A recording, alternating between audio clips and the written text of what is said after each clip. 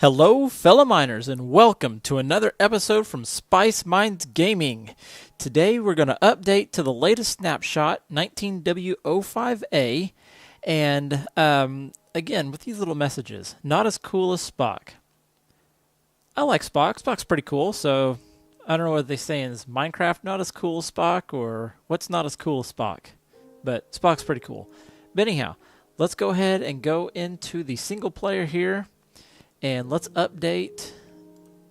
Let's go back up and load. Let's go ahead and update this thing to the latest snapshot.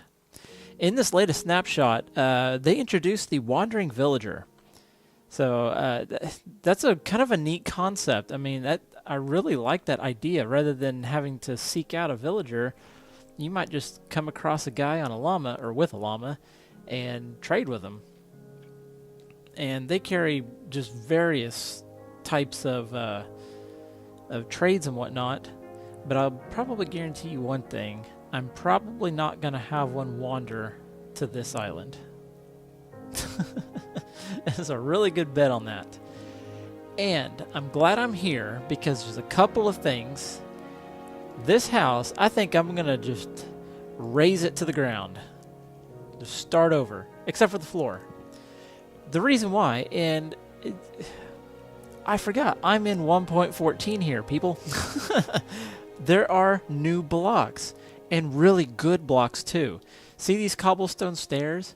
I think that would look so much better as polished andesite. And let's trade this oak wood out for birch wood.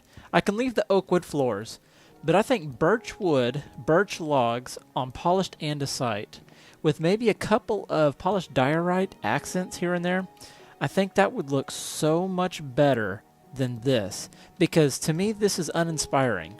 And, not that I need to create something that's awe-inspiring, but, whenever I come and look at this, it's functional, it works, but my eyes go, meh.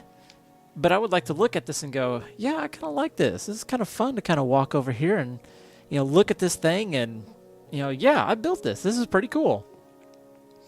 But the thing is, I don't have any andesite. So I'll have to go mine for andesite. So we'll figure this out here in just a moment. And so I'm thinking about going with spruce, which means I'm going to have to travel way back that way to that taiga biome and collect a lot of spruce logs. I'm going to need a lot of wood for this build. And because I'm not only going to build up with this and into the roof, I may even have a loft up here, but I'm also going to need to go down into a basement area. And that'll take me down to like a branch mine of some kind, a way to get resources down really low and do some cave exploration and whatnot. So that's another thing that we're going to have to work on here is I think I'm going to take all this down. I'm not going to do that right now. I'm going to wait until I decide on the wood and what we're going to decide to do right here. But another thing that I really, really would like to do is start utilizing some more of these 1.14 blocks. Like for instance, we have a furnace, which is a great all-around thing. But if I come over here, let's see if I don't have the resources for it, as I'm probably low on stone. I'll need some more cobblestone. But like getting a smoker for cooking food. Now that would be kind of neat. And then a stonecutter. A stonecutter would be incredibly useful for making these stairs. And I won't lose any material that way because, stonecutter is a 1 block to 1 block ratio or trade. Whenever you supply 1 block, you get 1 stair block or 2 slab blocks. So it's a 1-to-1 trade. And so I would like to go ahead and build a stonecutter if at all possible this episode, which means we're going to have to go look for iron. So I think at this point, I just need to make the decision. Do I want to go search for wood or dig for iron? And I'm thinking the iron is going to be the more logical choice. Speaking of Spock and his logic, I think iron is probably going to be the more logical choice, simply because not only will I be able to make a stonecutter, but I can also start crafting some iron armor and some iron tools, which would be very handy because my tools are in pretty bad shape here. I'm going to need cobblestone, and so I need to save this stone pickaxe as much as I can to get cobblestone. And so one other thing I would like to try is, these campfires can cook food. It's slow, but they can cook food, and they don't require any additional fuel. Like if you cook food in that furnace, you need to supply it with fuel. But on here, you don't have to. You just put 4 pieces of food around it, and they'll just pop off when they're done. And so what I would like to do is put 4 pieces of food on this and kind of watch what happens. Which way do they pop to the block adjacent? I mean, do they pop off in this surrounding area? Because if that's the case, then we can get some kind of system going where we put hoppers around a campfire and collect all that food and just keep putting food on it. Put a chest near it or something that's got all of our raw food, and then stick it on here and let it pop off and collect in those hoppers and into another chest. So again, another neat little thing to try. And it's great because it doesn't require any fuel. So it's an efficient way of making, or not, I shouldn't say efficient, but it's a way of saving resources and yet still making food. So now here comes the point. I do need a mine. Because I do need andesite, because I want andesite for this build, and I need cobblestone for a few other things, and I need iron. So I think what I would like to do is probably go ahead and start mining. But first, let's, do I have any raw food on hand? I had some mutton. It's cooked already. Okay, so I do not have any cooked or uncooked food. Let's go ahead and take out a couple of these mushrooms over here, and let's get some food and see what happens. Let's just go ahead and get this out of the way now. And then I think we'll just pick a spot and work on digging a mine. Okay, I got lots of these cows. This isn't going to hurt the population at all. Okay.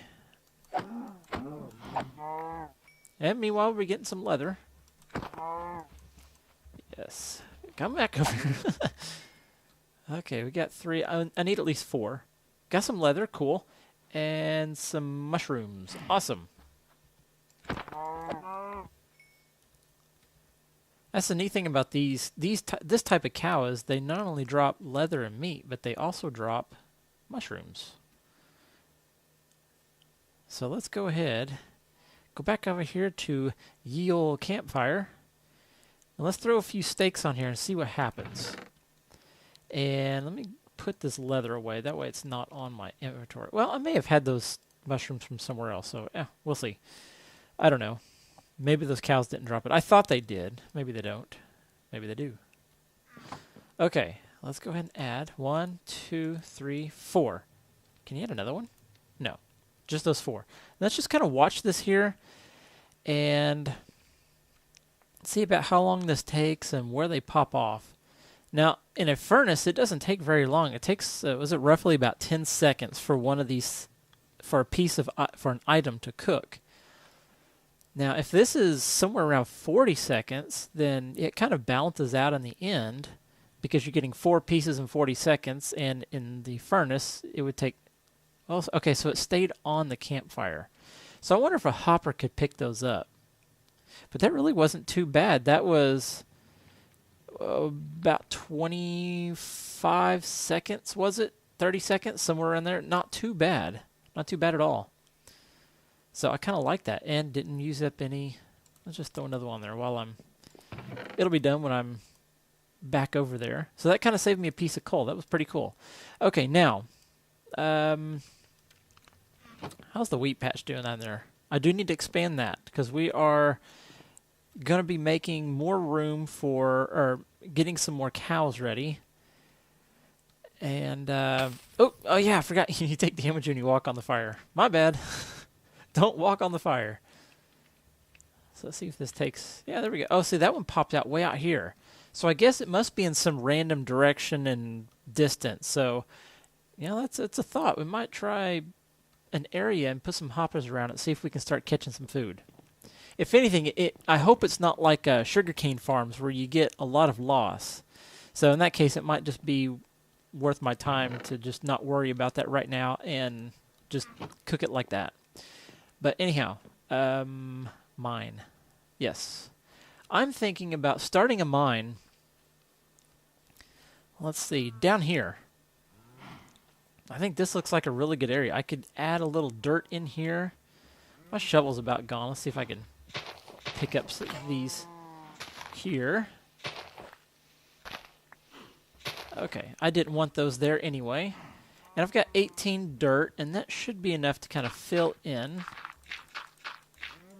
Let's see, 9 more. 4. Let's just stick that one right there. Okay. I'm thinking about right here, like taking out some of these. Okay, what do we got here? That's 4 wide. I'd like one more. So let's do a 5 wide opening here. And I think I'm going to go ahead and take out these as well. Just have a wall here.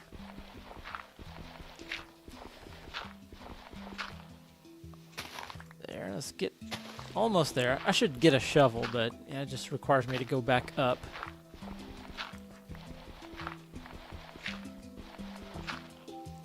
There. No sense going all the way topside for just that. Now, I will go ahead and get a shovel. Yeah, I'll need to go ahead and get a shovel now because once I start digging, if I run into any dirt or gravel, I'm not going to want to sit there and punch dirt. I want to utilize my time wisely here. So let's go ahead. And I think I have just enough. I've got 1 piece of cobblestone, so this should be just enough to make a shovel here. Okay. And I'll have to come back here in a little bit when I've got enough for a stone pickaxe so I can upgrade that. With any luck, we'll run into iron soon. I don't need a lot of iron. I think the stonecutter... Where am I going? It's over here.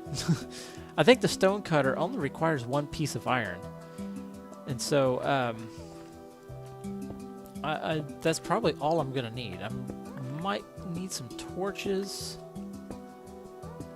Okay, so there's a good amount of cobblestone. I think that's a good... And I'll come up here and clean this up later. But for right now, I'm just going to come in here. Let's come in 2 blocks. Give myself plenty of room here. And let's just kind of make a room.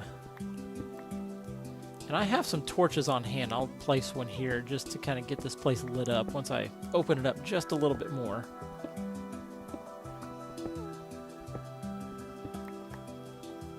Alright, let's place a torch in here. Okay, now to keep it lit up so I can kind of see where I'm going here. And let's take some look at the coordinates. We're at Y64. That's the middle coordinate there. And I'm going to want to mine down in a downward direction as much as I can to Y12. That's where all the diamonds and stuff and the goodies are going to be in most abundance. So I'm going to head that way. Now the biome situation here, we're in mushroom fields, and monsters are not going to spawn up here. And so if I want to get monsters, I'm going to need to get to a different biome. Now there's that island over that way, which monsters will spawn over there, because I would like to get some bones and arrows from skeletons, especially the bones for bone meal. And so what I'm going to have to do is I'm going to find a different biome. Now the way biomes usually work is it's a mushroom fields here, and even though I dig way down and we're not in any mushroom fields, it's still mushroom fields. So I'm going to have to mine outward, maybe as far as out in the ocean somewhere, and probably that way since that's the way we're going. But into the ocean, that way I'm in a different biome where monsters can spawn. And so that's kind of the target here, is I want to get to a biome where monsters can spawn. Then I can build a monster spawner, and I always call it a monster spawner, and I don't mean to call it that. It's a monster farm, or a mob farm. So I can get a lot of those essential drops. I'm going to go ahead and grab at least 2 of these. And let's go ahead and uncheck this. Let's find the stonecutter in this recipe book. A barrel, it's another thing that would be pretty cool to make. You can store stuff in there. Let's find that stonecutter. And there's a smoker. What does that require? Stripped wood or log. Okay, it's a log. I've got birch, so that's cool. And a furnace. You know, there's something... We can make a... Oh, and the crossbow. I forgot about the crossbow. Okay, I'm just like a kid in a candy store here. So there, I can make a smoker to cook food a little bit more efficiently, and then the crossbow. That'd be a cool thing to do. And I need a tripwire hook, so I'm gonna need some iron and string. Again, mob drops for the string. Okay, I did not see, unless I'm not seeing it, that stonecutter.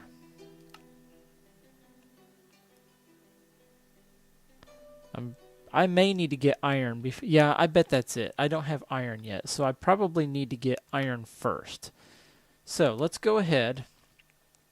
Okay, I got that. Let's go ahead and go back up in here. Head up, or I keep going that way. I'm eventually going to make a path down here, and so that everything's clear where I need to go. So I'll cross paths with the cows, the mines, and then head out that way into the where the weed is. So that'll be a future project, making paths here. When I get some more stairs, I would like to make a stair pathway there. Okay, now let's go a little bit more here. Okay, I think that's going to be big enough. Now, right here, I want to go up one. I know this right at this point, I'm just being nitpicky here, but I like a little more headroom here to get started on my stairway down. And I can work with this room, make it look nice if I have a little bit more headroom. So let's just kind of go with this, and it kind of helped me see if there's any andesite in this immediate area, and there's not. And so right here, I think, is where I'm going to start going down. Let me make sure that I'm clear on the other side here, and that this is going to be a successful direction to go. And I think I'm going to be more than enough in the clear here. So I'm just going to go straight in. And how I like to do my stairway is so I have enough room to add a stair block and enough room to jump comfortably. Is I like to make each little spot 1, 2, 3, 4 blocks tall. So then what I'm going to do, or is it 4 or 5? I can't remember. Let's go ahead and do one more down here.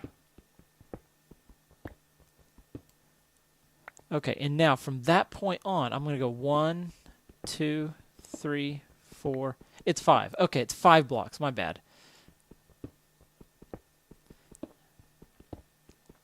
Just like that, right there. I'm getting a lot of granite, and I'm probably not going to use it.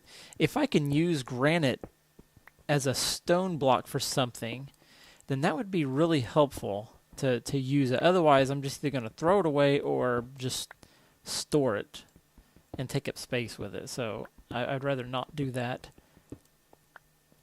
In my Savannah Survival series, I used it for like my my mining room. Like I made a room kind of like this, and I used it as like a border around. I polished it and made a border. It ended up looking really nice. So I mean, that's again another possibility. I could just use it in a build like this where it's going to be kind of, you know, out of the way and not something that I'm actively engaged in with you know, the series, or in the building aspect, I should say. We're getting some diorite here, and on the new textures, I really don't know what to think about the textures. The stone is a little different. I don't like the granite. I'm not a fan of granite.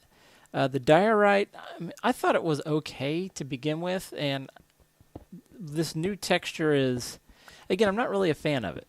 But, you know, it is what it is. I'll get used to it. As long as the polished diorite still looks pretty good, I mean, I'll be okay with it. And it looks like we're all ready. Iron. Yes. Okay, that didn't take very long. Okay, let's see how much iron we get here. That'd be nice. Okay, we're going to get quite a bit.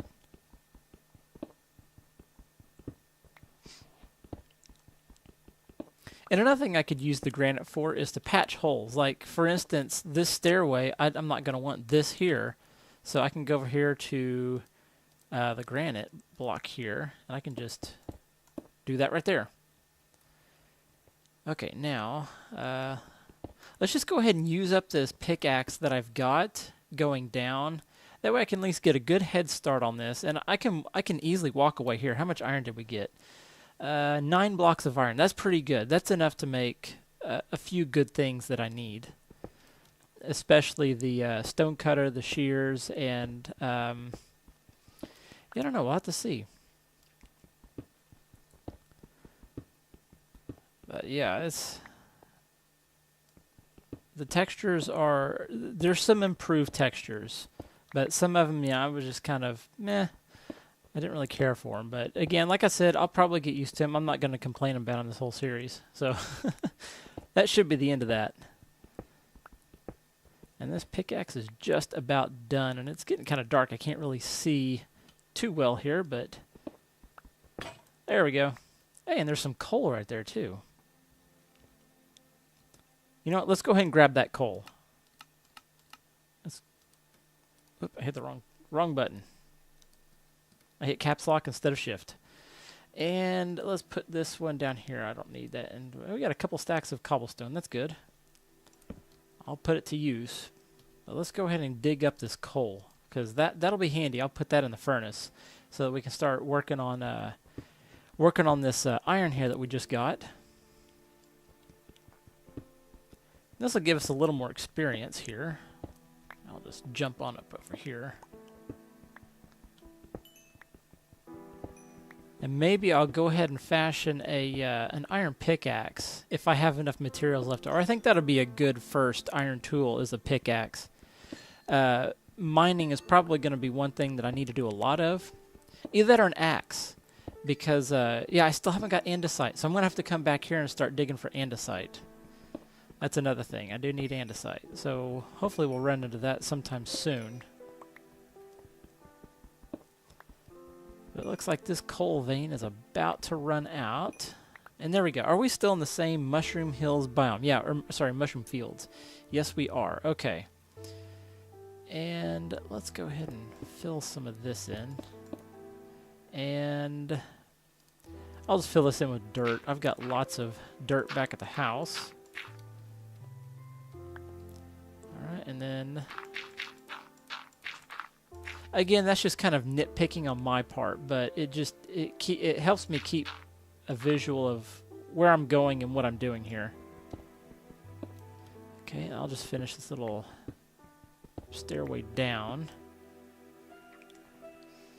Okay, I think that's a good stopping point right there. Let's go ahead and stop right there on the digging and come back up here. Let's go up and polish this diorite, see how that looks, and see if we have the materials for a stonecutter, and maybe we can make a smoker and just start using some of these 1.14 blocks, because, I mean, we've got them, let's use them, and, I mean, just utilize 1.14 as much as we can here. And let's see, did the stone cut? No, it won't show up because I don't have the iron yet. So let's go ahead and smelt that up here.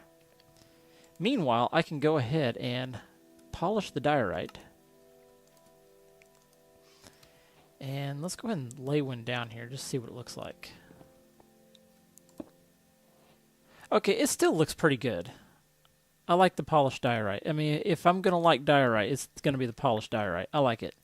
And then we can even do the stairs and the slabs, which is another really good thing. I'm so glad that Mojang finally did slabs and stairs in those other stone blocks, like the granite, the diorite, and the andesite. I mean, that should have been like what they should have done that to begin with. But let's go ahead and whip up a smoker. Why not? That required some logs, and I don't want to use my oak logs yet. So let's go ahead and come back here and grab 1, 2, 3, 4 of these birch logs. Let's make it out of the birch logs. And that was like so. Smoker. And let's put the smoker right next to that. And it requires fuel, so let's just put 4 in there for now. And I can wait until I get some more meat and we'll try it out. But let's go ahead and throw one more piece of coal in there. And I'll grab that. I should have waited one more. Whenever you take out stuff before you get a full pile of it, it breaks up the experience. And so it's kind of, again, another nitpicking thing that I like to just kind of wait until everything's done before I grab that. That way I maximize my experience. Okay, there's the shears, so I'll keep that in mind. I'm still not seeing that stone cutter. What do you need? Oh, I bet you need... Here. I bet you need 6, 7. Let's throw 7 of those in there. I bet you need smooth stone. Let's try that. All right, while that's cooking up, let me go just look through the inventory here. And I can go ahead and put this stuff up. I don't need it right now. And I'm not going to need those right now. I probably should start looking into crafting some more chests. That way I can start breaking things up into groups here. Which again, a storage facility, it would be nice to go ahead and go down into a basement area and start setting up some chests for storage. So lots of things to do here. But I might want to put a pause on mining and maybe go ahead and head over to that taiga biome and get a whole bunch of those spruce logs. Okay. Let's stop right there. Let's see if that unlocks a stonecutter. Maybe that's what... Yeah, there we go. I saw it up here in this little flyout thing over here. Let's find the stonecutter. Right there. Yeah, you just need 3 stone and 1 iron. All right, cool. And where shall I put the stonecutter? Right next to the bed. That sounds like a good place. It really is not going to matter. Let's just stick it right there. All right, cool. And then, let's just look at this. I'm not going to actually use this, but yeah, there you go. See, with 1 block, you get you can get 2 of the slabs, you get 1 stair, and you get a cobblestone wall. So that is definitely an efficiency point right there as far as not having leftover or wasted materials. I really like that. That is a really good feature in Minecraft. Now I wonder, I should be able to turn this, one would think. Let's mine it up. Let's place it this way. Yeah, there we go. Okay. So it looks like the blade lays perpendicular to the direction you're facing. Okay. That's good to know. All right, cool. We got a stonecutter. And let me just go ahead and place a few torches here just for light. All right, cool. Anything here? Yeah, I'll go ahead and take those out. Don't need those anymore for right now. And I can go ahead and put the stone. Now, oh yes. Yes. Let me go ahead. 1, 2, 3, 4, 5, 6, 7, 8. I'm going to go ahead and smelt a full stack of this. That way I can go ahead and get the stone bricks and go ahead and get those going, because that's what I want to use on the ceiling. If not, as the the roof. If not the primary roof material, then I would like to use the stone bricks on the roof. But yeah, let's go ahead and what else do I want to make with that iron? I have 8 pieces of iron left, shears, because I do want, well, I don't think I need, I made it, so no big deal. We'll just, it'll be on hand. Eventually I might make sheep and do some stuff with wool, who knows. I'm going to go ahead and make an axe, because I'm going to go chop down some trees. And then probably an iron pickaxe just to have on hand. So let's go ahead and do that. Okay, there we go. And now let's go ahead. Let's go back down in the mine while it's... No. Let's go ahead and... Okay. I need to go find wood. Let's go get some spruce wood here from that taiga biome. And I did save the coordinates to that taiga biome. So it's going to take me just a little while to get there. But luckily I have the coordinates. I'll pull up the F3 screen, get headed in the correct direction and whatnot. And what is the situation with this? This is an ocean. Whoops, I hit the wrong button. So this is an ocean biome right here. Okay. And this is the mushroom fields. Interesting that that's an ocean. But, okay, cool. It's a possibility. If I mine down underneath that, I might be able to make a mob farm underneath that. That way it's still nearby. I can enter through the mines, work my way over here, and while I'm doing work around here, mobs can be collecting. I don't know. It's a thought.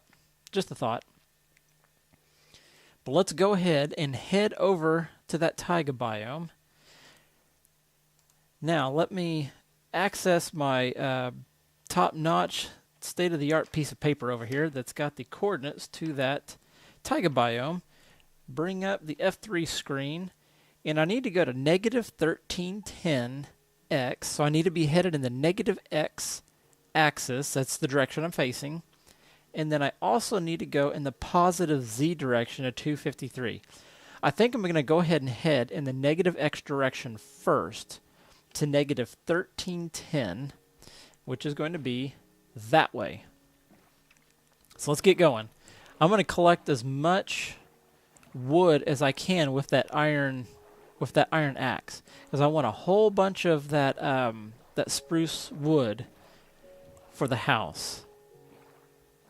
So it's unfortunate I'll have to undo the progress that I've already made, but that's okay. Sometimes that happens in Minecraft. You know, you get started on something and you think, no, I don't like it. I want to back up and try something else. And so that's exactly what I'm doing here.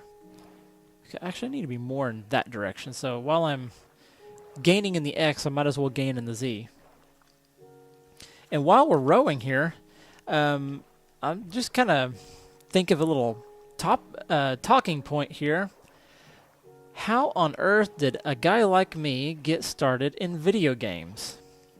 Well, I've probably got a similar story to a lot of you out there. Maybe not as far as the time frame's concerned, but for me, getting started in video games would have to go way, way, way back to the original Nintendo Entertainment System.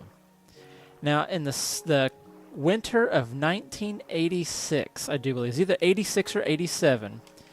I don't remember which one it was, but I got a Nintendo Entertainment System for Christmas.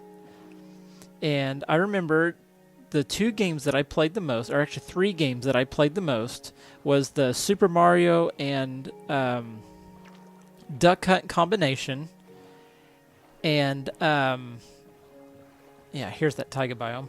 The Super Mario Brothers and Duck Hunt combination, and, let's see, what was it? Excite Bike was another one that I played a lot.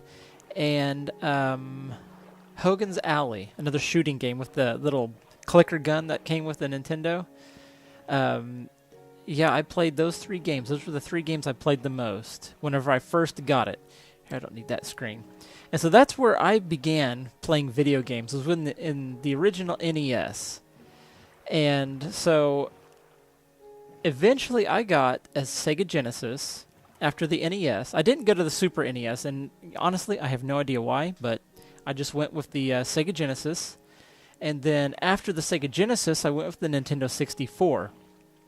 And the Nintendo 64 had a life-changing, I guess you could say, a life-changing game for me, and that was The Legend of Zelda Ocarina or Ocarina of Time, however you pronounce that instrument. That video game, I absolutely love that game. I fell in love with that game, and I played that game numerous times. And so that was a really impactful game for me because it got me really involved, even more so. Here's a skeleton nearby. Probably down below. But it got me even more so involved in video games. And about that time, that same time, I got a PC, and the true life-changing video game for me was Doom. That was my first real PC game that I had. Well, that's kind of cool looking over there. The game Doom, back in the early 90s. And I absolutely loved that game. That game made a lot of, life decisions, or helped me with a lot of life decisions. Because I was in high school about that time, or actually middle school, and then eventually high school, and I still played the game even into high school. But there were some aspects of that game Doom that kind of influenced my decisions on what to do after high school. For instance, I somehow found out that, the game Doom was written in the programming language of C. And anyone could learn programming languages. I didn't have, a great computer setup at the time, and I didn't have any computer knowledge as far as programming is concerned at the time. So, I was like, maybe I could learn. And So I ended up getting a C++ compiler on my laptop.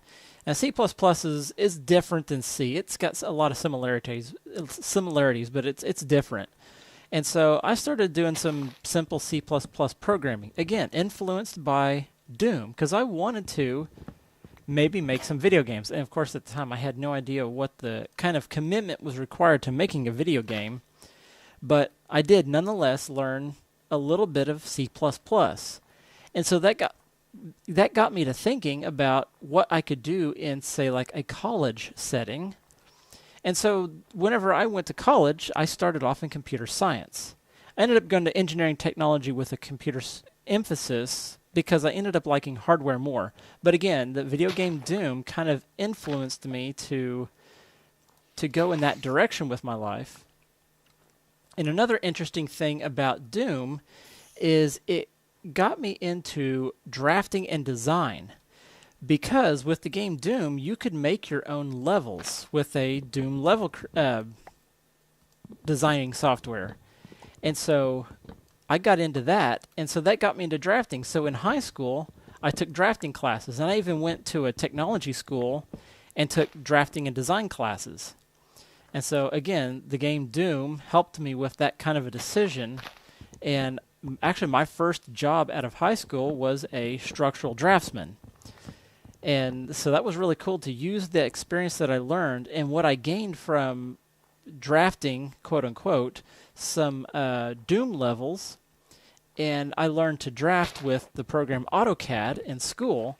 And so I kind of had that initial experience with using a CAD program, or what's computer-aided design program.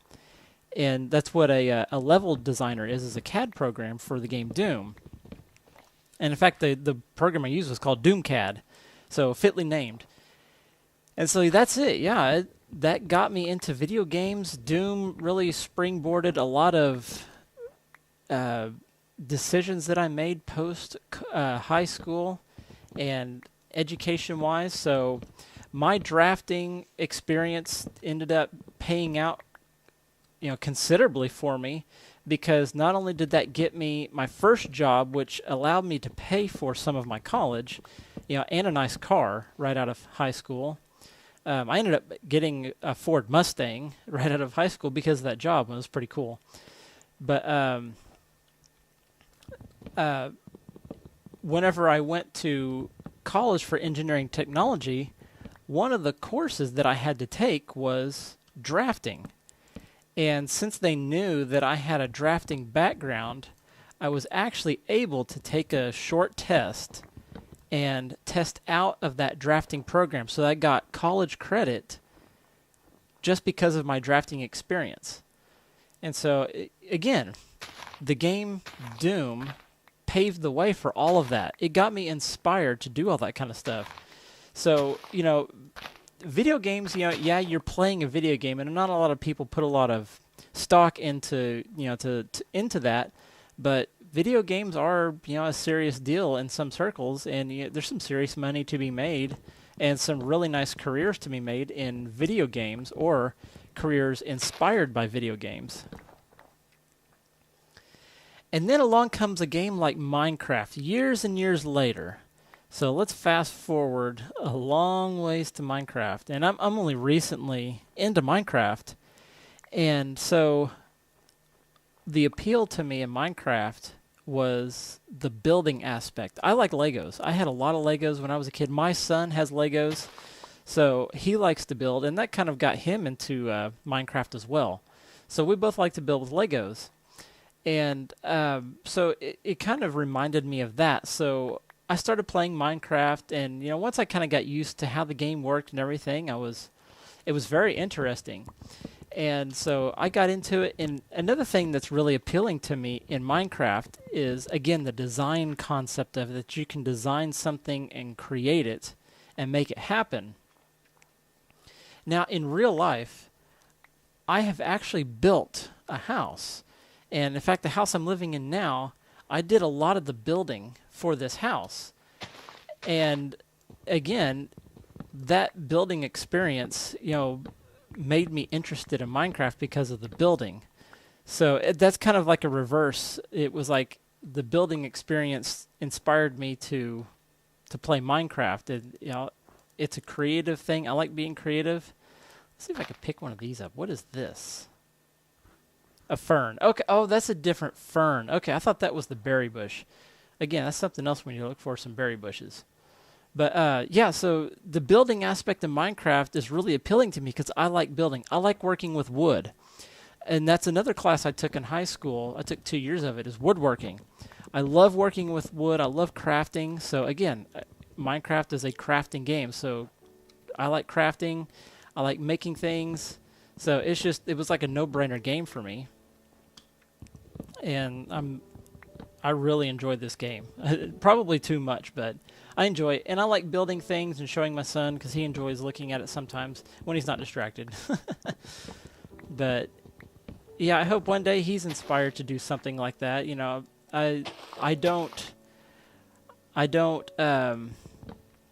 get on to him for being really interested in a video game, especially if it inspires him to use his imagination and build.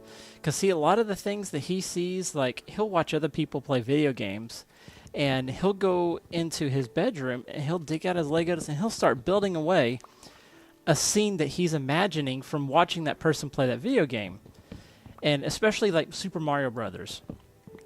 That's another game that he really likes to watch, is Super Mario Brothers. And so he likes to build things inspired by Super Mario Brothers with his Legos.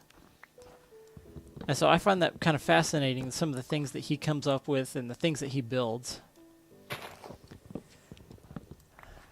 But now, in the present, we are gathering up a lot of wood here. And I'm just going to keep going here with this wood. I want to kind of get enough wood that I really don't have to come back here. And I'm keeping my eye out for pigs and sheep because I would like to go ahead and collect some more meat and wool if possible.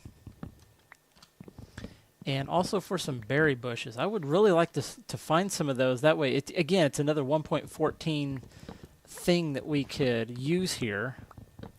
But I don't know how rare those are, or if they're rare or common, or if the snowy taiga versus the non-snowy taiga, what's the difference, and which one they're more common in, or any of that. I don't know all those questions, so it's something I would like to go ahead and discover here while I'm doing this series. But this axe is getting wore out. I think I'll go as quickly as I can here and try to use up this axe, if at all possible, and then head back. Otherwise, probably dark is when I'll start making my way out of here and going back to the house, or our base area, and probably pick back up with some more mining.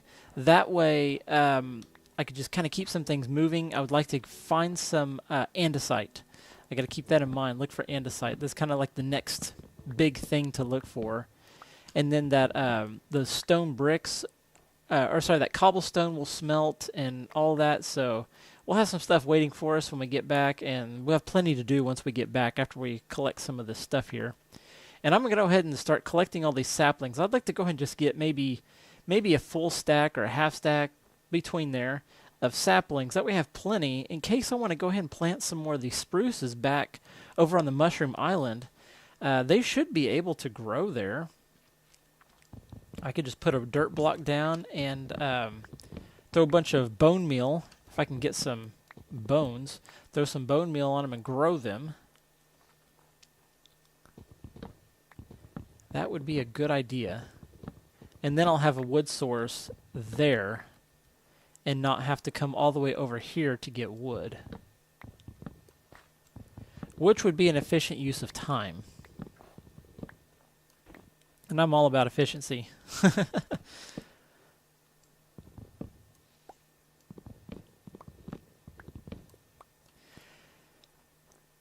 So what's your favorite video game? Coming back to the subject of video games, because I really do like video games. I like to watch other video games. Like a friend of mine, Binary Vigilante, he's been playing the game Portal on and off recently, and so I'm going to actually take some time and watch his Portal playthroughs. I've played the game Portal before, and I really enjoyed it. I had so much fun with it on the PC. I've got it on the PlayStation 3, but it is not the same experience on the PlayStation 3. The PS3 controller is not well suited for sometimes the timing aspect of Portal. And so I would like to enjoy the game, so I might have to enjoy watching someone play it, which, you know, I'm okay with it because Binary Vigilante is a really good player. He provides really good family-friendly content. He's a good commentator. And so I'm really anxious to get started on his series to watch that and maybe have a chance to enjoy Portal through his series. But what's your favorite video game? Or if you don't have a favorite video game, because sometimes it's hard to pick a favorite, what's your favorite type of video game? Like, what's your favorite genre? Like, at one point in time, I was all about first-person shooters. Like, whenever I was really into Doom, I liked Quake, and Quake was another really influential game for me. And Unreal Tournament, the original one, I really liked that game as well. So first-person shooters was one game that I really liked. That's a really deep ravine there. Don't want to fall in that stuff. But okay, it's getting dark. I'm going to go ahead and head out. Pardon me while I clear my throat. My throat's getting a little bit dry. I should have grabbed myself a cup of water, but that's all right. I will survive, and I don't want to fall in here. I need to head that way, I believe. Or is it that way? That way. I'm pretty sure. Is that going up? Yes. Okay. Oh, sugarcane. Yes, before I forget. I came all the way over here, and I thought there wasn't any sugarcane. But when I was watching the video, I happened to notice there's sugarcane. And so I need that to make paper. I'd like to make a map so I can map my surroundings to hopefully get an idea if there's any at all possible more land masses nearby to explore and get resources, because this isn't a very long row to get here, but it would be nice to have resources closer to home. So now that it's dark, let's go ahead and ooh, yeah, I don't want to mess with the spider here. He doesn't see me, so let's get out of here. I'm going to go ahead and head back home, go ahead and get some of this stuff put away that I've collected. And I'm going to bring up the F3 screen so I can head back to negative 453. So I need to head in the positive X direction and negative Z-ish. So that's going to be this way. So I need to head to negative 453. But yeah, I'm going to head back to the Mushroom Island here and put some of this stuff away. We'll get started with mining. Hopefully I'll run into some andesite. Andesite usually comes in large patches or large veins. And I'd like to do that. That way we can get started on building the house. It'd be really nice to at least, tear down the house and get started on something new, the new building. Because basically I'm going to use the same design and same concept as what I have, just change the materials. I'd like to change it into spruce and the andesite, and maybe add the stone brick stairs up top on the ceiling. Or I keep calling this thing the roof. So I think that would be a really good combination of blocks to use. That was scary. That always catches me off guard. Okay, I'm at negative... Oh, I'm way far off. I need to go to negative 7. So I need to go back this direction. I got to talking and wasn't paying attention to my coordinates. Here we go. Now we need to go positive X, but not so much. Here we go. I can turn that off. Excellent.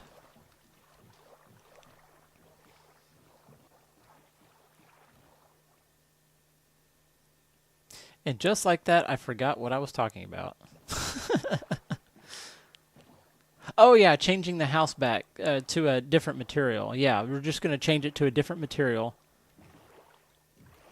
That's where I need to go, over here. Okay.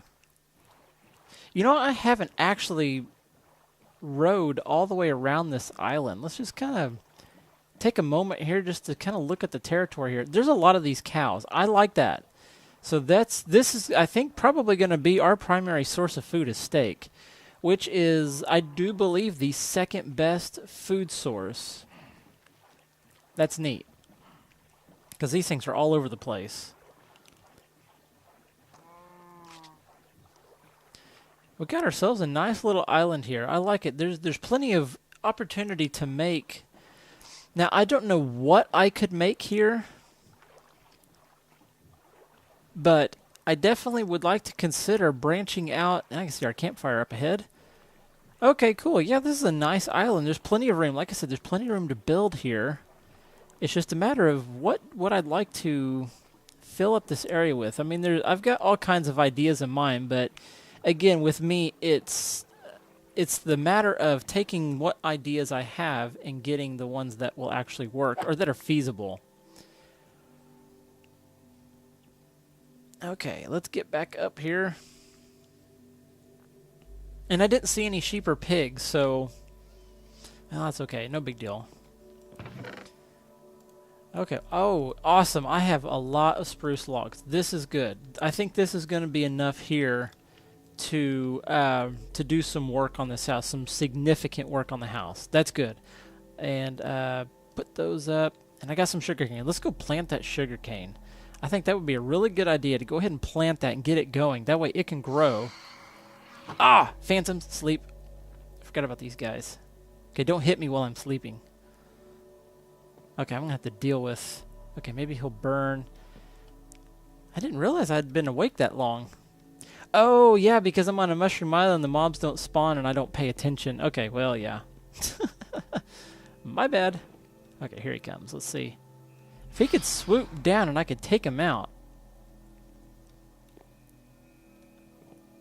No, okay, he didn't drop anything when he burns up.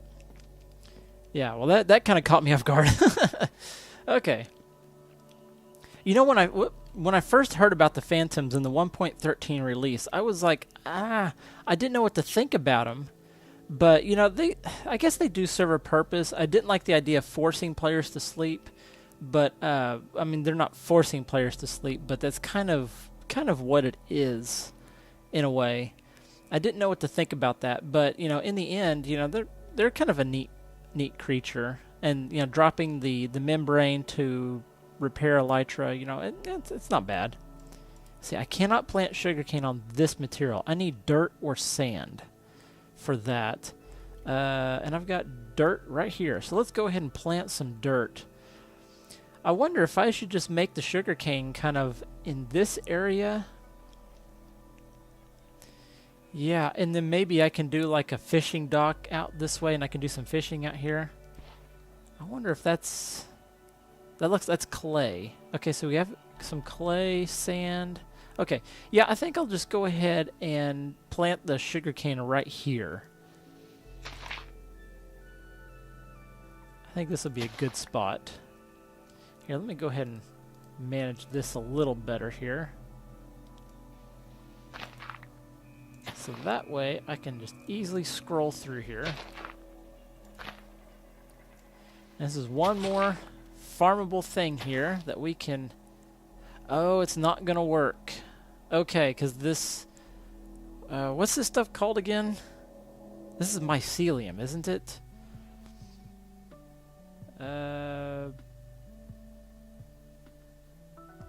Yeah, this is dirt-like, but okay. Well, this is going to... I'm going to need sand. Okay, so let's go ahead. Let's try to dig up some sand here. Let me grab the shovel.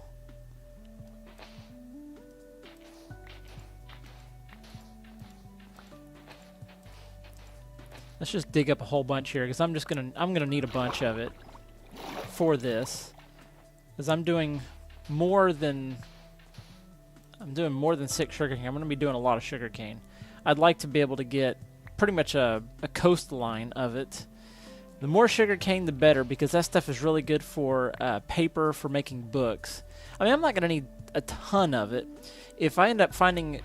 Okay, so my mindset is still in the pre-114 here. So I was just thinking, you know, if I find a librarian villager that can trade paper, that'd be a good source for emeralds. But villagers have had a significant change in 1.14, and I'm very indifferent on it. I'm kind of on the fence, more along the lines of I don't like it. Because supposedly villagers can now have permanently locked trades. And in my opinion, that doesn't make sense. But, I mean, I guess there could be some logic to it. But I'm thinking, you know, on my Savannah Survival and also in the SMP series, I have good access to mending books. And I don't know what that's going to look like come 1.14 here. I mean, do librarians, do they refresh their trades or not? And that's the one thing. Because if they don't, because like the wandering villager, who will probably never come here, I'll have to go find. But the wandering villager, supposedly he can lock up his trades and he will trade no more. He'll just be a villager, kind of like a nitwit. The nitwit villager, he won't be able to trade with him. Which I think, you know, in a sense it makes sense because, you know, a walk-around trader or like a kiosk-style trader doesn't have infinite resources or infinite inventory. So, I mean, I guess I could see that it kind of enhances the survival aspect a little bit, so you don't depend on villagers. Because in my SMP series, I have made a villager farm, or breeder, I guess you could say, and I have 2 villagers with mending books. And so in that series, I have an unlimited supply of mending books. And I could see how that could be a little overpowered in a survival situation. And so, you know, maybe there's the logic behind, you know, taking a little bit of the power in the villagers. But okay, let's look and see how this is coming along. So we got 3 more to go. So that's going to be done really soon. And then we'll convert that into stone bricks. And then let's put this new tile cutter to use here. Make some stone brick stairs, because I'm at least going to make the border of the roof stone brick stairs. At least the border, if not the whole thing. So we'll at least start with that. Okay, one more. Oh, there it is. And there's a little bit experience for the taking there. Okay, oh, we can make regular stone stairs. I forgot about that. Now that's kind of interesting. But I like the look of the stone brick stairs. Let's see, what else can we do with this stone? Is there anything else? No. Okay. So let's just go ahead and do everything in that. I have 1 left over. Why do I have 1 left over? Oh well. No big deal. And then let's go ahead and go use the old Stonecutter here. I've never used one of these before, so you're seeing me use this for the first time, and let's just use all of them. Can I go like that? Yeah, there we go. Now look at that, and that was an odd sound, but now if you recall, the previous stair recipe requires 6 blocks to begin with, and you only get 4 in return. And so if you work out the number 6 to the nearest factor, or the nearest divisible, okay, my mind just went blank there. The nearest number divisible by 6 to 64 is 60, so that's 10. So you would only be able to make 40 stairs out of 1 full stack of stone, whereas with the Stonecutter you can make 64 stairs out of a full stack of stone. So that is a very cool item, or I guess you could call it a tool or crafting. It's a crafting block. I really like this. I am already sold on this. At first I didn't know what to think of it, but I'm sold. This is good. Now another thing I would like to do is make some more of these crafting things. Like, I'd like to try this out eventually.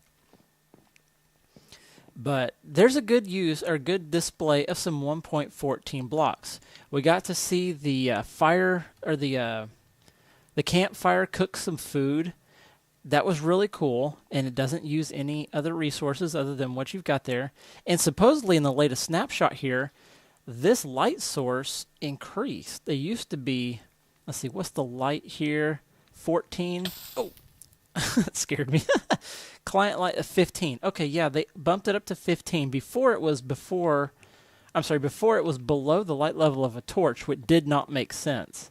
I mean, how could that produce more light than that? So they bumped it up, which makes sense. So that was pretty cool.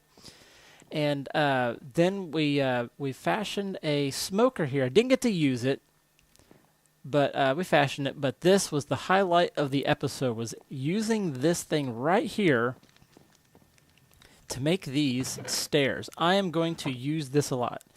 I'm glad these things don't wear out. I hope they don't. If they end up making it to where these wear out, I'm going to be sad. I don't want that to wear out. This is so cool. If anything, if it wore out, it'd be kind of neat just to add another, to make another blade or something with the crafting bench. I mean, if you have to make it wear out, that'd be kind of neat. And another thing I saw is that you don't take damage when you stand on it. I mean, maybe your player is keeping safety in mind by straddling the blade, but, what if a mob walked on that, and would it be possible to get a mob to take damage when they walked across that? I don't know, it's a thought. You could make that'd be pretty cool to make a saw blade barrier that's like a protection against, some of those walking mobs. But on that note, I have reached my 1 hour time limit. And so that's going to wrap up this episode. You got to see a lot of action in this episode, and so I want to keep that up going forward. I want to try to keep up some good action here. And we got to see some mining, got to see a little bit more traveling, got to see some new blocks. That was the most exciting thing, was to see the new blocks and how they work. I really like that. That was a lot of fun in this episode. So, one thing I would like to know from you, if you would not mind providing me a little bit of feedback, I would greatly appreciate it. This is a little bit of a personal thing. I am having a hard time only playing this series once a week. I would love to play this more, maybe twice a week. Would you like it if I made this series twice a week? Now, if I can remember, I'll put an on-screen poll here, and you'll see a poll at the top of your screen if you're on like a mobile or a desktop device. And would you like to see this series twice a week? Because I would really like to get more work done in here. But I can understand a 1 hour episode can be time consuming to watch, or maybe tough to watch for some schedules. So 2 hours a week may be a little much. I don't know. What do you think? If you don't mind, I would like to do 2 episodes a week and do premieres. Of course, I'll keep doing the premieres because that's kind of a fun experience for me. Maybe doing Mondays and Fridays or Tuesdays and Fridays, something to that effect. But please let me know. I would greatly appreciate it. And that would help me out a lot in determining the future, how the series is going to go. But I do need to wrap up here. So thank you very much for watching. I greatly appreciate it if you watch. And it's very humbling. Someone like me who's got a small channel, I'm just starting up. If you've taken time out of your life to watch my shows, I humbly, humbly thank you for that. Thank you very much. It means a lot. And also, if you've subscribed, again, I thank you very much for that subscription. If you like the video, if you comment, if you provide any feedback, participate in any way, again, thank you so much. I really appreciate that. And on that note, it's time to wrap up, and I hope to see you in the next episode, and I hope you have a wonderful day. Goodbye.